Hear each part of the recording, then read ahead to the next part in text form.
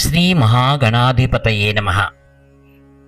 అపార కరుణా సింధుం జ్ఞానదం శాంతరూపిణం శ్రీ చంద్రశేఖర గురుం ప్రణమామి ముదాన్వహం.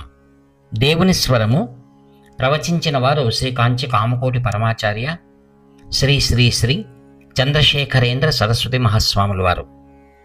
ప్రస్తుత విషయం రచయితల కర్తవ్యం. వ్యాసుడు వేదాలను 4 భాగాలుగా చేసి నలుగురు శిష్యులకు వాటిలోని సూక్ష్మమైన సత్యాలను, కష్టమైన విధి విధానాలను బోధించాడు. ఈ నలుగురు శిష్యులు ఆ సున్నితమైన సత్యాలను అవగాహన చేసుకుని వేదాలు విధించిన విధులను ఆచరించగల సామర్థ్యం కలిగిన కఠిన క్రమశిక్షణ పరులైన కొందరికి వాటిని బోధించారు. ఆ విధంగా వేదాలను విభాగాలుగా చేసిన వ్యాసుడే వాటిని విస్తరింపచేస్తూ అందరికీ ఆసక్తిగా ఉండేలాగా అద్భుతమైన వేదార్థం విషయం కొందరికే పరిమితం అయిపోకుండా అందరికీ తెలియాలని పురాణాలను రచించాడు. సామాన్య అందరి కోసం దీన్ని ప్రచారం చేయాలని సూతునకు పని అప్పగించాడు. సూతుడు పురాణాల ప్రచార ప్రసారాలు ముమ్మరంగా చేస్తూ సూత పౌరాణికుడు అనే పేరును తెచ్చుకున్నాడు. ఆయన బ్రాహ్మణుడు కాకపోయినా గొప్ప బ్రహ్మర్షులు సైతం ఆయనకు గొప్ప స్థానాన్ని ఇచ్చి ఆయన పట్ల గొప్ప గౌరవాన్ని చూపించి ఈ పురాణాలను విన్నారు. సత్యం వద అని వేదాలలో ఒక ఆదేశం ఉన్నది.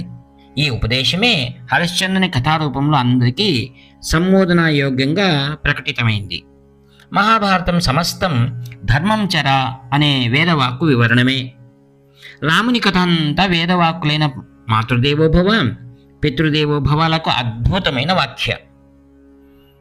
ఆధ్యాత్మిక ప్రగతి కోసం ఉపయోగపడే వేదాలలోని సూక్ష్మమైన తత్వాలన్నీ ఈ విధంగా పౌరాణికుని చేత సామాన్య జనుల మధ్య ప్రసారం చేయబడినవి. అనాది కాలం నుండి పౌరాణికుల ప్రవచనాలు దేశమంతటా నిర్వహించబడినవి. శిలాశాసనాలను గమనిస్తే అన్ని గుళ్లలో పురాణ ప్రవచనాలు, ముఖ్యంగా మహాభారత ప్రవచనాలు జరుగుతుండేవి అని తెలుస్తుంది. ధర్మాదాయంతో నిత్య పూజలే కాక పురాణ ప్రవచనాలు కూడా గుళ్లల్లో ప్రతినిత్యం జరిగే విధంగా మాన్యాలను ఏర్పాటు చేశారు. నిన్న మొన్నటి కాలం వరకు సామాన్య ప్రజానీకంతా పురాణాలు వింటూ గుళ్లల్లో ఆరాధనలు చేసుకుంటూ కల్లా కపటం లేకుండా నిజాయితీగా జీవితాలను గడుపుతూ ఉండటమే అలవాటు.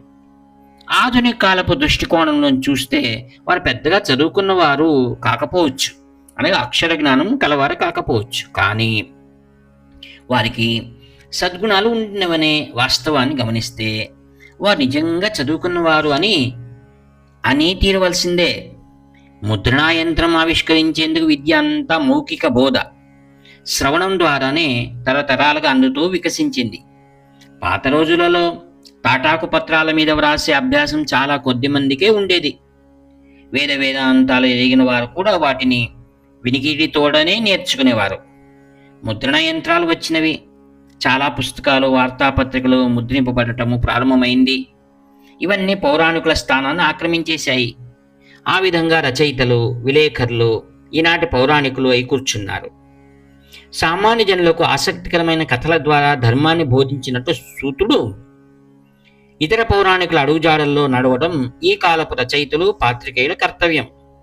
జనాలకు నచ్చింది మాత్రమే చెప్పడం కాదు, వారి బుద్ధి కుశలతను అభివృద్ధి పరిచి హృదయాన్ని విశాలపరిచే విషయాలను వ్రాయాలి.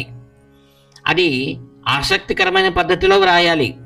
ఉత్తమమైన విషయాలను వారి కొత్త కొత్త విధానాల్లో అందించాలి. పత్రికా విలేకరులు విద్యార్థులుగా ఉండి నిత్యం నేర్చుకుంటూ ఉంటే మాత్రమే వారికి కొత్త విషయాలు తెలుస్తాయి, ఇతరులకు నేర్పించగలుగుతారు. సత్యాన్ని పంచదార అద్దిన గుళికలుగా అందించాలి.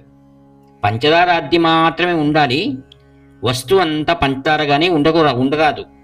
జనులు కేవలం ఇంద్రియ విషయాలు ఆసక్తికరంగా ఉంటాయన్న వంకతో అవే మాటలను వ్రాయటం సబబు కాదు. రచయితలు, పత్రికా విలేఖలు మనుష్యులు ఆత్మాభివృద్ధి కోసం సహాయపడేందుకు, దారి చూపేందుకు హృదయపూర్వకమైన ప్రయత్నాన్ని చేస్తే సహజంగానే దానికోసం అభిరుచిని పెంచుకుంటారు.